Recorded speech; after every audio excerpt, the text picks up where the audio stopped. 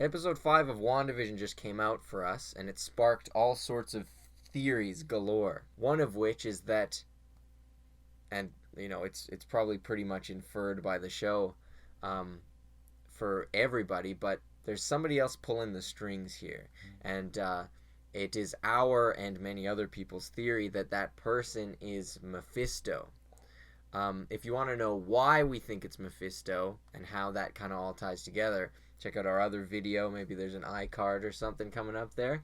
But we kind of just ran with that Mephisto train, and we just kind of kept going rabbit hole after rabbit hole. So this theory that we're continuing in this video won't make a ton of sense if you haven't watched our other video. It's really going off the idea that what we assumed in that one is true. Mm-hmm. We're not saying it is. We're just running with a fun theory. Yeah.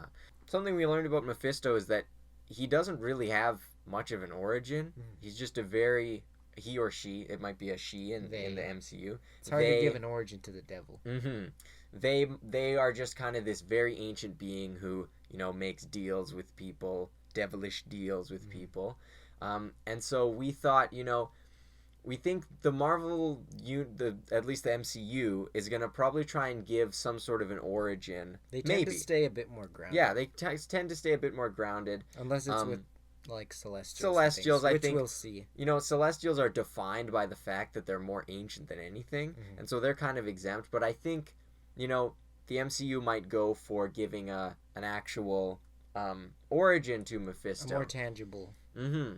And so this might sound crazy at first, but we're going to explain why, a lot of the evidence kind of stacks in its favor. Mm-hmm. We think that Mephisto may be powered by the Reality Stone, and that maybe even they were the guardian of the Soul Stone before the Red Skull was. Mm-hmm. So that's a lot to take in, and it seems like quite the leap. But stay with us, because there's it's there. In this episode 5, they make a point to mention how there are characters in this universe powered by Infinity Stones. Yeah. In their briefing, they say, Wanda, after unknown experimentation, got her powers from the Mind Stone. And then later, when it's just Jimmy, Darcy, and Monica, they were speaking and then brought up once again that Carol, Captain Marvel, got her powers from an Infinity Stone. But the way they framed that conversation was bringing back attention even more to when we said Wanda was also powered by an Infinity Stone. Yeah, it was a conversation in the show about people who are powered by Infinity Stones. Really bringing attention to drawing attention to the fact that characters in this universe can be powered by Infinity Stones. And those characters themselves are extremely powerful. Mm-hmm. That's sort of one bit of evidence that kind of it stuck out to us. Yes.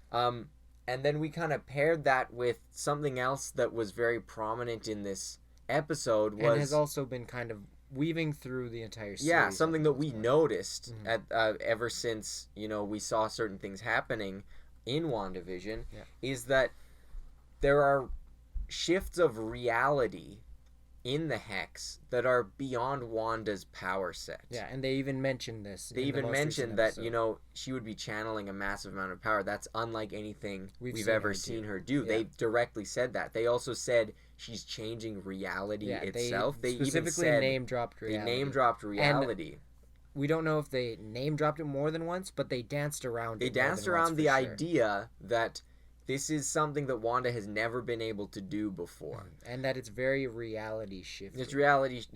A Kevlar vest became a pair of fish pants. Yeah. That's not something that Wanda, powered by the Mind Stone, can do.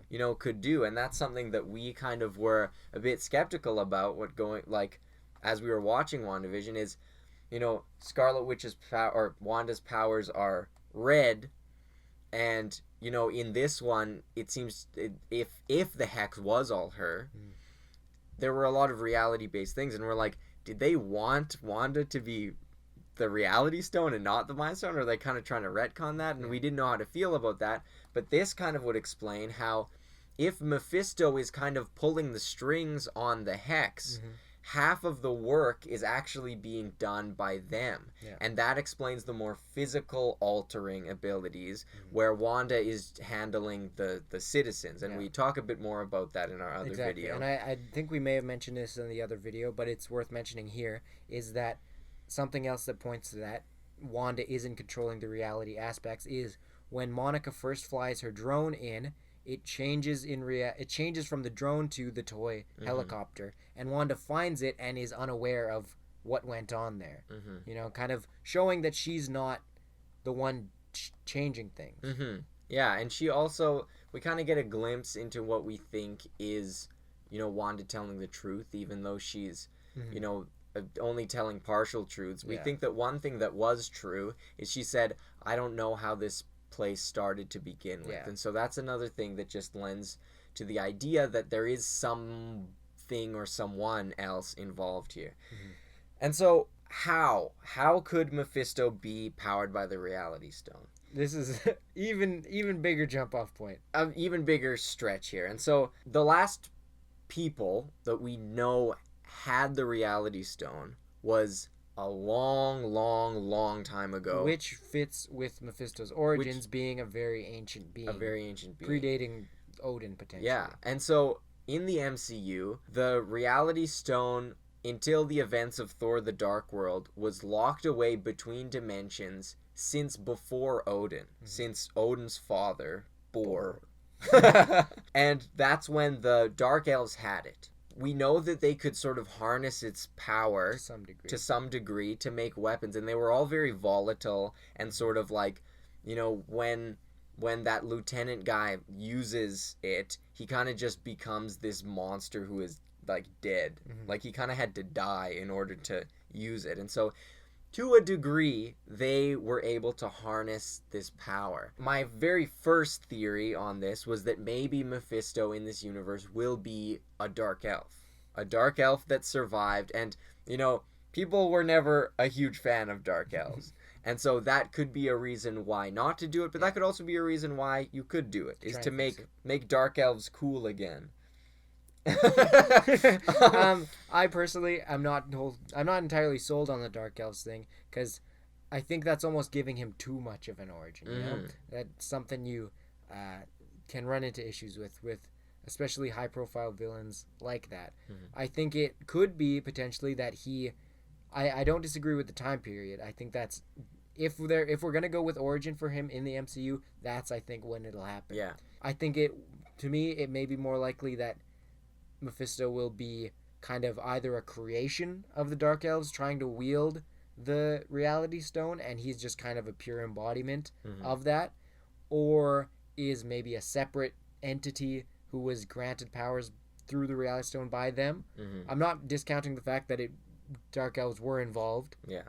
But I think that there's ways to work around it so people don't go, oh man, Dark Elves again. Yeah. There's definitely not much to go on with the reality stone. So if like that's why we're going to Dark Elves. It's because there's nothing else there. Well, because in the MCU there are so few people who have even been in contact with. Yeah, for tens of thousands, maybe millions, maybe millions of years, the reality stone was just locked away. Yeah, and so the Dark Elves were the last people known to have used it. Other than the span of 8 years that is the MCU that we see it from the time Jane gets it to then they give it to the Collector, Thanos gets it, the end. It's a very short history. Period of time. And so it's possible that Mephisto had the reality stone before and was thwarted by the Dark Elves. Could be, yeah. Could be, or maybe, you know, it could predate the Dark Elves completely. There's a lot of time for events to happen with as long as it happened before the Dark Elves. Maybe he found the Dark Dimension. Who knows?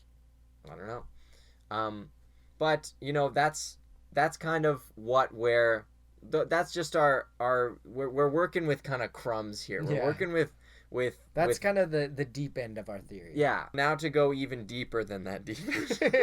When we were thinking about Infinity Stones and going down that train doing of doing research about Mephisto, kind of going down that train of people powered by Infinity Stones, something that my brain always jumps to is the Soul Stone, because we never really got to see what the Soul Stone does. I think Thanos uses it once, maybe twice. Yeah. He uses it to find which Doctor Strange is the real Doctor Strange when he duplicates himself, and maybe he uses it to heal himself for a split second as he goes through his portal. I think he may have used it at one point when he kind of used 2 at one point, and I think he may have used it on Tony during that big fight. I'm not entirely sure. Yeah, but we didn't get to see it in action. The extent of individually, so much, because we saw the powers. We saw all of them used in Infinity War.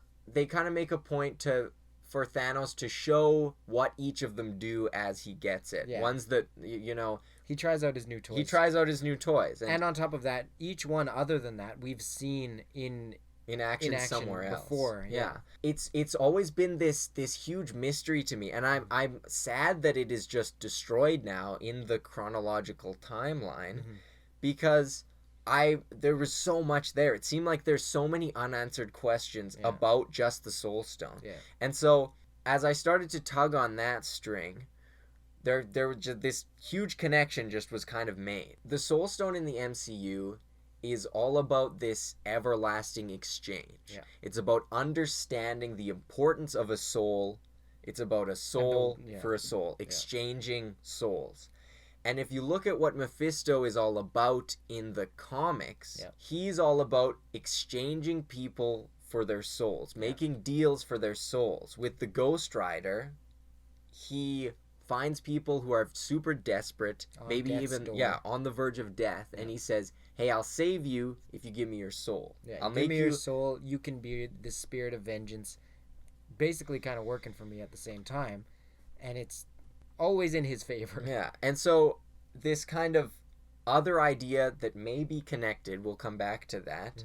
This other idea connecting Mephisto to a stone is that perhaps Mephisto was the guardian of the Soul Stone like the Red Skull was, but before the Red Skull was the guardian of the Soul Stone. This would give him the opportunity to learn about the weight of that exchange, kind of give him that drive to pursue that as a career. Yeah, and maybe we know that when the Red Skull got there, whether it was the Tesseract or the Soul Stone, it gave him some sort of power. It gave him some sort of ability, because he's floating around, and it had been... He's a bit of a Dementor. It had been 70, 80 years since... That said, Captain America and people using the serum would slightly age at a slower rate, but at the same time, he would have been old. And the serum wasn't perfect either. I think he would have been older, so I think he was given some sort of power. Yeah. Whether it was just levitation or not, he was augmented in some capacity, I think, by the Soul Stone. I think that the Tesseract transported him there, and then, the Soul Stone and Vormir charged him with his task. I think him being kind of the, you like to say, curator or guardian of the Soul Stone, that came with the job. Exactly. And so if there are some sort of power that comes with being the guardian of the soul, maybe Mephisto was able to sort of tap into that or take that a step further and gain the ability to trade souls outside of, just the Soul Stone. And, just kind of piggybacking off that even more. It could be just kind of an innate ability that he has, and that just kind of taught him the value of that, and now he's going, oh, well, you give me your soul, and I like that, Yeah, I think that it just sort of, it cleans it up a little bit, because then they're not this being who just inherently was able to manipulate souls. Powered by the Reality Stone, you got a lot of wiggle room. Yeah, Mephisto may have even been, if we're keeping the Reality Stone theory and the Soul Stone theory separate for now. I thought those were always the same. Whatever. I think that it's possible that they're different. Okay. Could be that Mephisto was the original guardian of the Soul Stone. Who knows? Yeah. But in any case, the Red Skull can't have been there forever. Well, and I think kind of going off with what you just said is whether or not the Reality Stone and Soul Stone theories are one and the same. I think that either way, I think we can, in our theory, we can place him there before the Red Skull. And I think kind of a way to do that is if he was powered by the Reality Stone, the way that the Red Skull prefaces it is that when he was searching for the stones, he got one and it brought him there. Mm-hmm. You know? And while if that could be a similar train as to how Mephisto got there, it's not the Space Stone, which is probably a big reason as to how the Red Skull was able to fly through space. But we have seen that the Reality Stone can open up portals and kind of pop you around. Yeah. And so the Red Skull would only have been transported there, 1945-ish. I don't think there was any manipulation of time there. Mm-hmm. And so who was guarding the Soul Stone up until that point? Yeah, There's was like there before. There's millions of years. The Infinity Stones were before everything. So somebody else had to have been there if that's, an unconditional law of the Soul Stone. I have a slight theory. Just if we're going off, if the Soul Stone and the Reality Stone are separate theories, someone could have put the Soul Stone on Vormir. Yeah, maybe it was Mephisto. Maybe Mephisto set up this whole exchange of souls thing. Yeah. That could be something that would definitely be within their wheelhouse, because that is a very strong connection, is the exchange of souls in the Soul Stone Vormir sort of transaction and what Mephisto does in the comics. Yeah. Another thing that just kind of could connect the Mephisto and being on Vormir and possibly being there before the Red Skull is that possibly the Red Skull was transported to Vormir based on, maybe the Red Skull's desire to have a stone. He was able to influence the Tesseract enough to get him to Vormir. And then Mephisto, who's just chilling there, picking his teeth, all of a sudden this Nazi with no face comes flying out of the sky, and maybe tricking the Red Skull into taking their place was Mephisto's first, trick. Was Mephisto's first deal and sort of manipulation. Yeah, and even kind of this thing that we know that the Red Skull had very, very high ambitions, and so I think for Mephisto to kind of be there and essentially promise him an immortal life, that it could be very tempting to the Red Skull at that point, Maybe he even said, like, you're going to watch over this stone. Yeah, you want a stone, you get right? to hang out with an Infinity Stone. You can live forever. Just shake my hand, and you can have all this stuff you like. Yeah. Red Skull's like, all right, I'm in. And then Mephisto's like, I'm out of here. Yeah. Have fun, sucker. Yeah. 'Cause I'm going to steal some souls and cause some havoc. And so, that could just sort of be our timeline here. And if we were to merge the Reality Stone and Soul Stone theories, like you were saying, when the Red Skull touched the Tesseract, transported to Vormir, yes, it's the Space Stone, but if that had a similar effect on Mephisto, when Mephisto interacted with the Reality Stone, it transported people through different realms. Another thing to add is that Mephisto is in the comics is an interdimensional being. Yeah. The Reality Stone, opened the 9 realms. If you kind of realms, dimensions. And I think if we're gonna go into a dimensional thing, which I think WandaVision is gonna go into the multiverse, and I think we're gonna talk about that in another video. Yeah. The Reality Stone could be a very good way to do that. Yeah. We're altering reality. We're changing dimensions, essentially. Yeah. And so Mephisto interacts with this Reality Stone way, way, way, way, way back.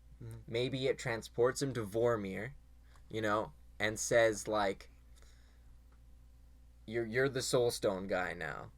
Or something akin to that. And so now this this Mephisto now powered by the Reality Stone. Not like it's not in Mephisto like it was with Jane.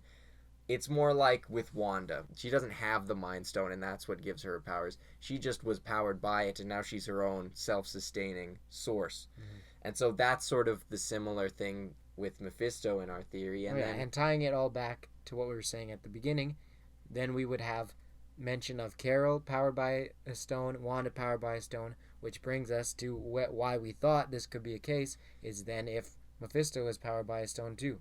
And that could be a very good villain for Wanda, is someone else equally powerful, powered by an Infinity Stone. Yeah, and so maybe whether through another deal being made or through some sort of fight, we know that Infinity Stones on their own can create change on a global scale. A universal scale. On a universal scale. And so I think it could be reasonable to pose that two beings powered by Infinity Stones in this way, the two being the Mind Stone and the Reality Stone. And, Monica Rambeau is a clear connection to Captain Marvel, so maybe even a third. I'm not saying Space Stone. I'm not saying that Captain Marvel will be in this, but, it's just another option. It's just another option. I think it's probably just Reality specifically, and Mind, Reality and Mind, if they, through a battle or just through the interactions, we think that the potential of those two stones could equal the result of mutants. Yeah. And so that's kind of a crazy thing to throw out there, but we know that the mutants are coming. Mm-hmm. We know that Wanda and Quicksilver, who we see in this latest episode for us, they're both mutants. And even this version of Quicksilver specifically is a mutant in the universe where he's originally from. Wanda is not a mutant in the show, but in the comic her character has traditionally been a mutant. And so, that's kind of a crazy thing to throw out there at the end of a video. And so if you want to, kind of follow that rabbit hole, then check out our other video, sort of going more into depth with specifically that. Mm-hmm. But yeah, this video was about Mephisto being powered by the Reality Stone and possibly having been the guardian of the Soul Stone. Mm-hmm. We saw a lot of sort of these lines and these hints that seem to be kind of leading to something like that. And so we hope you enjoyed our theory. Do you agree with it? Do you think it's total hogwash? Let us know, and let us know your theories if you have any. Yeah.